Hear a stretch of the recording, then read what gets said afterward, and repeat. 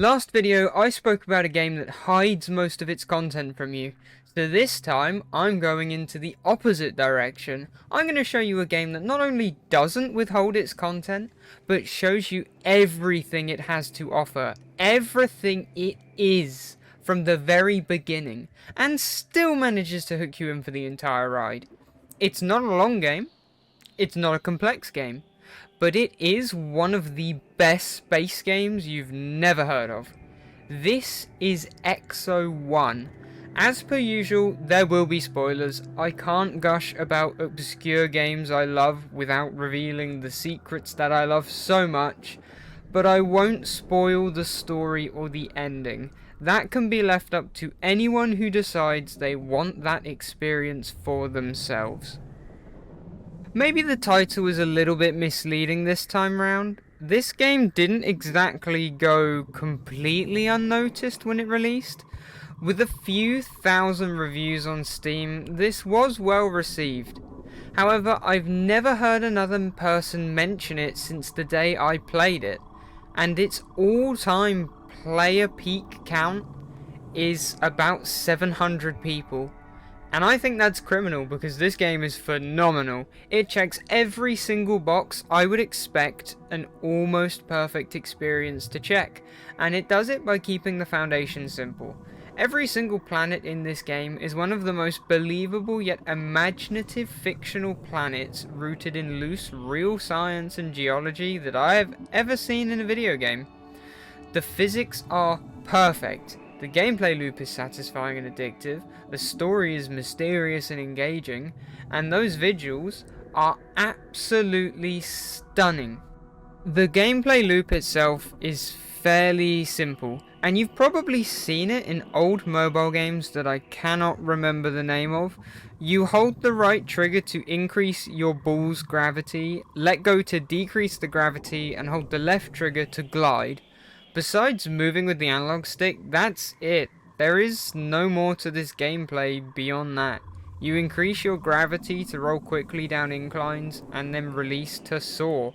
It's an old formula that made for some basic mobile games that has been taken and made into the very epitome of what this formula has to offer. Whatever you want to call that genre of game, this is that genre perfected. Throughout this game, each planet will not introduce you to gimmicks, but instead new geological features that your space ball will interact with in certain ways. Clouds will cause your ball to soar while gliding, the blue firefly creatures will grant you a boost, and water will allow you to either sink your ball and launch it back to the surface, or skip over it like a skipping stone. There's more, depending on what planet you're on, but you get the gist of it. Something I don't often see in space games is also prevalent here. These planets are designed like actual planets. Each planet is not one biome, like you might see in most other space games, such as Starbound and No Man's Sky. Each planet is diverse, and you will traverse its geology, weather events, and structures at breakneck speeds. The planet may start with normal hills, however eventually change into large mechanical alien structures. A water planet may start off with rolling waves over a calm ocean, but eventually you will come across islands and the weather will change to raging storms and towering waves. Accompanied with these stunning visuals, it feels like I'm being transported across the universe of Interstellar, with a story that reminds me of that movie too, except I'm a spaceball. Speaking of watery planets, I hope you don't have thalassophobia. Accompanied with the impeccable atmosphere and visuals, plummeting your ball into an endless alien ocean is a strangely unnerving experience, and this only helped me realize how immersive this game really is when you're lost in its mesmerizing worlds.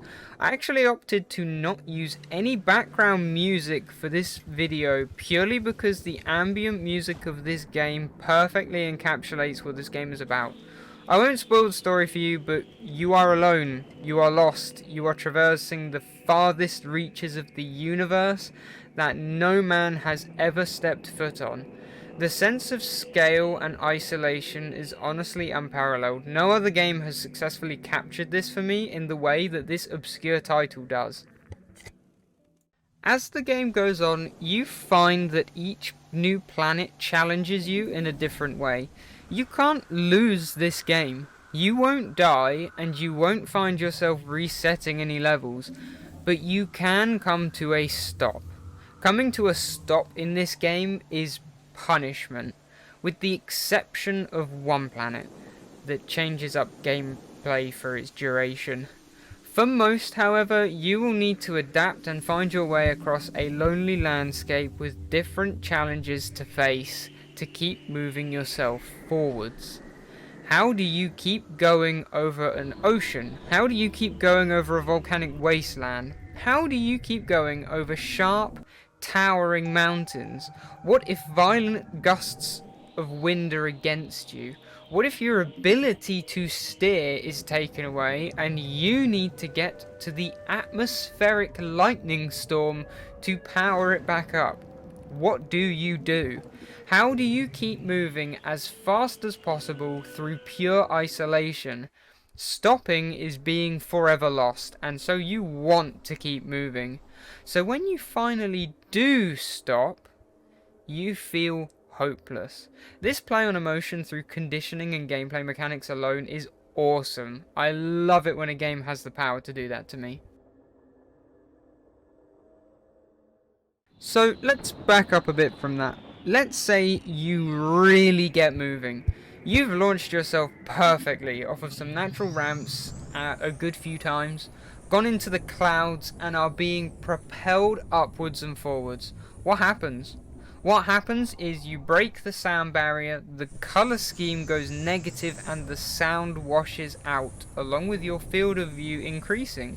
You really feel like you're approaching the speed of light as the terrain below you flies by faster than you can really register. This is just a pure dopamine hit. This is success in this game. This means you're playing it right. This is your reward. I've mentioned the stunning visuals a few times now, but I really need to hit home how absolutely stunning these visuals are. I had the pleasure of playing this with every setting cranked up to Ultra at 4K, and my god, I could make almost any screenshot from this game my desktop wallpaper. At one point, this game throws you a curveball and decides not to throw you into a planet, but instead throw you at an asteroid that is very closely orbiting a star. And what an experience it is. The sheer scale, atmosphere, and visuals of this game all combine to make the most incredible, surreal experience it could possibly offer you.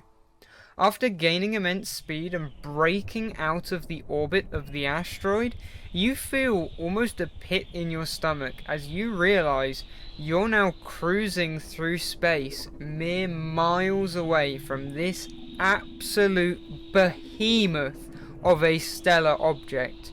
You are insignificant compared to everything you have sped past so far, and yet you exist.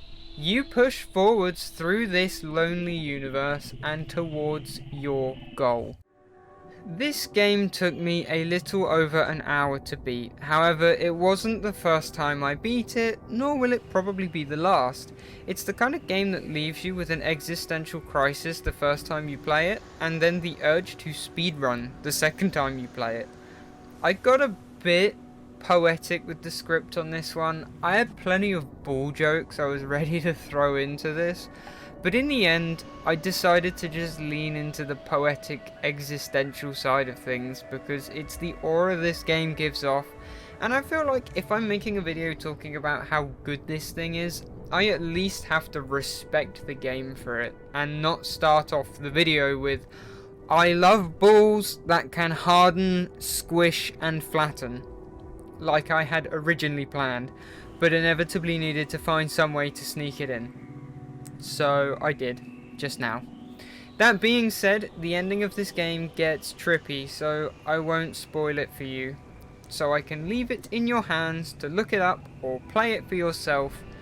I highly recommend the latter because it's not just a great experience, but a great game too, that respects your time immensely. Once again, thank you very much for watching. My last video on Noita blew up more than I expected it to. 4.5 thousand views at the time of writing is absolutely crazy for a channel that had like 165-ish subscribers at the time. That's just insane. So, massive thank you to everyone who watched that video, and a massive thank you to everyone who's watching this one. On that note, I will see you next time.